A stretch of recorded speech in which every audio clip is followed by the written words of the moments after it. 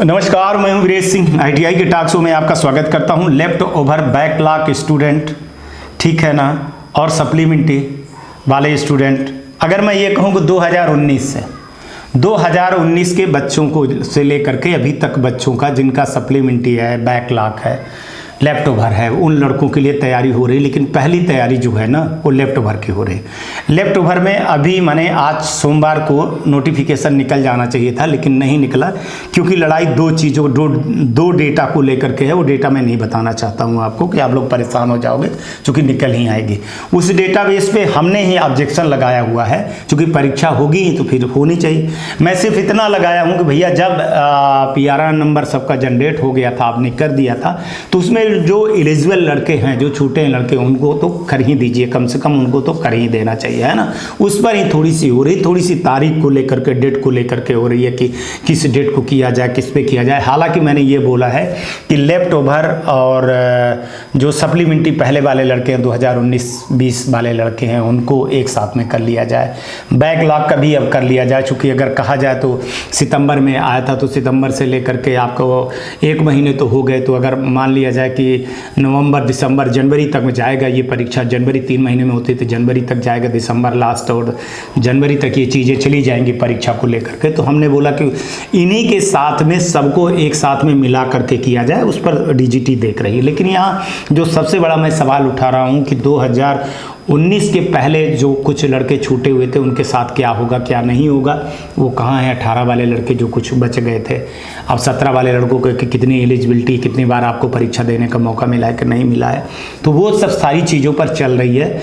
और आज ही DGT का, माने कल ही DGT इस पर लगी हुई है। तो सारी चीज़ों को 1-2 दिन के अंदर, अब छुट्टियाँ हैं तो उसके पहले तो हो ही जानी चाहिए, बुधवार तक हैं, और नहीं तो फिर ये दीपावली तक में चली जाएगी। मेरे को नहीं लगता है कि जल्दी कर दिया जाएगा। बस थोड़ा सा करके डेट को लेकर के आगे पीछे चीज़ें हो रही हैं, क्योंकि कुछ स्टेट में, 2 स्टेट में ज़्यादा दिक्कत हो रही है इनको। झारखंड और महाराष्ट्र में 2 में आचार संहिता लगी है, तो उसमें थोड़ा सा फेरबदल हो रहा है कि डेट को लेकर के किस समय पर किया जाए। बाकी सारी चीज़ें हो गई हैं। लेफ्ट ओवर वाले लड़के परेशान हुई है, जो मैंने बोला था। दूसरी बात, मैं बैकलॉग स्टूडेंट को ले बोल रहा हूँ कि आप लोग बैकलॉग जो आए हो, और बैकलॉग में मैं आपको उन लड़कों को मेरी सबसे ज़्यादा चिंता है जिन्होंने फीस नहीं जमा की थी, और फीस ना जमा करने के कारण आपको बैकलॉग में बैठना पड़ा, या तो CBT में बैठना पड़ा, या आपको प्रैक्टिकल में बैठना पड़ा है, तो फिर दिक्कत हो जाएगी। अब आपके पास चांस आएगा तो आप क्या करोगे। अब ITI वाले की फीस नहीं जमा करोगे, इस बार भी नहीं बैठ पाओगे। क्यों? क्योंकि वो आपकी एलिजिबिलिटी करेगा नहीं। एलिजिबिलिटी नहीं करेगा तो नहीं हो पाएगा। और यही चिंता हमको सप्लीमेंट्री को लेकर के, एक लड़कों ने छोड़ करके चले गए हैं, तो ये सारी चीज़ें दिक्कत खड़ी हो रही। मैं आपको सलूशन बता रहा हूँ, बाकी आप जानिए, आपकी ITI है, आप बेहतर जान सकते हो। लेकिन 2019 से लेकर के अभी तक जो परीक्षाएं होंगी, 2023 की जो परीक्षाएं हुई हैं, 2022 की परीक्षाएं जो हुई है, जो लड़के बैकलॉग आए हैं, उनसे एक यही है कि अपने ITI में जाकर के फीस संबंधी वाली चीज़ों को ठीक कर लीजिए। अब बहुत सारे लोगों को क्या है, भगवान जाने, जब हम ITI से बात करते तो कहते हैं सर इतनी फीस बची, उतनी फीस बची। कई बार मैंने बोला था कि भैया आप लोग सबूत जरूर रखिए, सबूत जरूर रखिए। जो रसीद कटवाते हैं उस रसीद पर लिखिए कि हमारी इतनी फीस पूरी टोटल जमा हुई है, ये एग्जामिनेशन फीस है, तब हम कुछ कर पाते हैं, नहीं तो नहीं कर पाते। यही चीज़ लेकर के जब मैं DGT के सामने गया तो DGT बोली सर किसी लड़के ने आपको अगर सबूत दिया हो उस ITI के खिलाफ में तो आप दीजिए, मैं काम करूंगा। लेकिन कोई ने नहीं दिया मेरे को, तो फिर मैं झूठा हो जाता हूँ। फिर कहते हैं कि सर आप ज़बरदस्ती दबाव बनाने के लिए न्यूज़ बना देते हो, तो ऐसे थोड़ी चलेगा। तो ऐसे नहीं चलेगा। अगर ऐसी कुछ है तो करिए आप लोग, है ना। जनवरी तक में पूरा टारगेट बनाए हैं कि पूरी जितनी चीज़ें हैं। मैं एक चीज़ ये जानता हूँ कि DGT को एक बहुत बड़ी, मैं ये खबर दे रहा हूँ, चाहे ITI हो, चाहे ITI के स्टूडेंट हो, वो इस साल 2024 में अपने आप को हर चीज़ से क्लियर करना चाहते हैं। एडमिशन नई पद्धति से, एग्ज़ाम नई पद्धति से, एप्लीकेशन नई पद्धति से, बहुत सारी चीज़ें चली जाएंगी नई पद्धति से। कुछ परीक्षाएं जनवरी में चली जाएंगी, लेकिन उसको जनवरी को नहीं मान रहे हैं। वो मान रहे हैं कि 2024-25 लिख करके हम उसको जो है तो 2024 के एंड कर देंगे, हम उसको ख़त्म कर देंगे, नहीं माना जाएगा। लेकिन नए साल लगते लगते 2025-26 का जो सेशन आएगा ना, 25-26 का सेशन जो, जैसे मान लीजिए आपको जून से लग जाता है, तो जब एडमिशन हो जाता है तो उस समय पर पहले पहले इन सब चीज़ों को वो ख़त्म करना चाहते हैं कि ना तो हम सप्लीमेंट्री रहने देंगे, जो चांस हो गया बैकलॉग का भी हो गया और ये लेफ्ट ओवर का हो गया। अब हम नई चीज़ें नए हिसाब से नए एग्जाम नए सॉफ्टवेयर से करेंगे। तो इसलिए बोल रहा हूँ कि ध्यान दीजिए, पढ़ाई पे ध्यान दीजिए। अभी इस तरह की न्यूज जो काफ़ी फैल जाती है, लोग अपने यूट्यूब के बारे में बताते हैं कि अभी ये तैयारी करिए वो तैयारी करिए। आपके सामने मैं सारी चीज़ें रख दिया हूँ कि कौशल विकास दीक्षांत समारोह में ये यूट्यूबरों को एक लड़का नहीं आया, एक लड़का टॉप पे मेरिट पे नहीं आया, जिले में भी नहीं आए हैं आप लोग, है ना। और स्किल नहीं हुए हो, और स्किल नहीं हुए तो नौकरी आपको नहीं मिल सकती। फिर आप सरकार किसी भी सरकार पे करिए, जो मेरे को कहना है मैं वो सच कह रहा हूँ। तो अभी आप लोग चाहे वो लेफ्ट ओवर हो, चाहे बैकलॉग हो, चाहे सेमेस्टर वाले हो, चाहे जो सप्लीमेंट्री वाले हो, जिनका एग्जाम होना है, मैं सबको बोल रहा हूं कि अपने आईटीआई पे सबसे काम पहले करिए।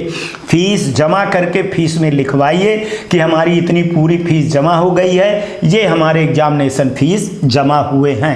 अब आप जो कहते हो सर हम पिछली बार एग्जामिनेशन फीस जमा किए थे, भैया आप सब कुछ करते हो, लेकिन क्या आईटीआई वाले ने किया है कि नहीं किया है? मैंने जब बोला था कि आरटीआई लगा करके देख लीजिए, तो आप आरटीआई लगा कर आपने लगाया नहीं, डरे, है ना। कुछ लड़कों ने तो आरटीआई लगाया है। और मैं आपको बता दूं कि एक लड़के की आरटीआई की कॉपी जो है तो मेरे पास आई है,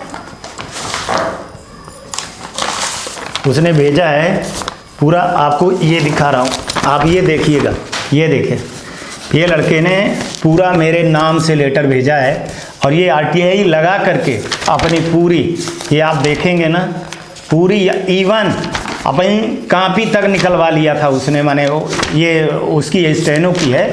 ऐसे बहुत सारे लड़कों ने पूरा सारी चीज़ें सब निकलवा लिया, नियम कानून सहित, ठीक है ना। अब इसको हमको लड़ना है, ये हमारी लड़ाई है। उसका काम तक मैंने कहा कि आरटीआई लगाओ, आरटीआई लगा करके जो डेटा आए वो दीजिए। मैंने गवर्नमेंट से पूछा, अब हालत ख़राब हो जाएगी, पता नहीं कौन कौन सस्पेंड होगा, कौन सस्पेंड इसमें नहीं होगा। तो ये जो अपना दिखाते हैं ना कि भैया हाँ मैं लड़ रहा हूँ आपके साथ में, तो वो जीतते हैं। अब आपके पास पता नहीं कितना टाइम है। जैसे अब सबसे ज़्यादा मरेंगे बेचारे प्रैक्टिकल वाले। अब प्रैक्टिकल वालों के लिए मतलब मैंने आज मंगलवार को हमने चीज़ों को भेजा है, सोमवार को भेजा है, लेकिन शाम को हमको प्रैक्टिकल वालों को कोई जानकारी नहीं आई है कि उसमें क्या करेंगे क्या नहीं करेंगे। तो उसके बारे में मैं आपको मंगलवार को बताऊँगा। हाँ एक चीज़ और कि ग्रीवांसेस के मामले में बहुत सारे बोल रहे हैं। देखिए ग्रीवांसेस जिस दिन आप करते हो उसके 45 दिन के अंदर अपडेट होता है, 45 दिन तक रहता है या 45 दिन के बीच में हो जाता है कभी कभी। तो आपने अगर अभी ग्रीवांसेस किया है, आपका ग्रीवांसेस क्लियर नहीं हुआ है, तो आपको 1.5 महीने कम से कम रुकना पड़ता है अगर क्लोज कर दिया। तो अगर क्लोज नहीं किया है नोडल ने या स्टेट ने, तो फिर आपका कुछ भी नहीं होगा, फिर वो पड़ा ही रहता है। तो आपको कुछ जा करके करवाना पड़ता है ना। जैसे ग्रीवांसेस आपने किया है अटेंडेंस को लेकर के या नंबर को लेकर के, तो आपको नोडल के पास जाना पड़ता है। नोडल कई बार बता चुका हूँ कि जो गवर्नमेंट आईटीआई होती है, जहाँ पे परीक्षाएं होती हैं, आपका प्रैक्टिकल एग्जाम लेने आते हैं, आप अगर पूछोगे तो हर आईटीआई वाला बता देगा कि उसका नोडल सेंटर कहाँ है। चलिए ठीक है, आज तक के लिए इतना ही। कल आएंगे तो फिर किसी नए मुद्दे पर बात करेंगे। तब तक आप लोग अपना ध्यान रखिए। नमस्कार, जय हिंद, जय भारत।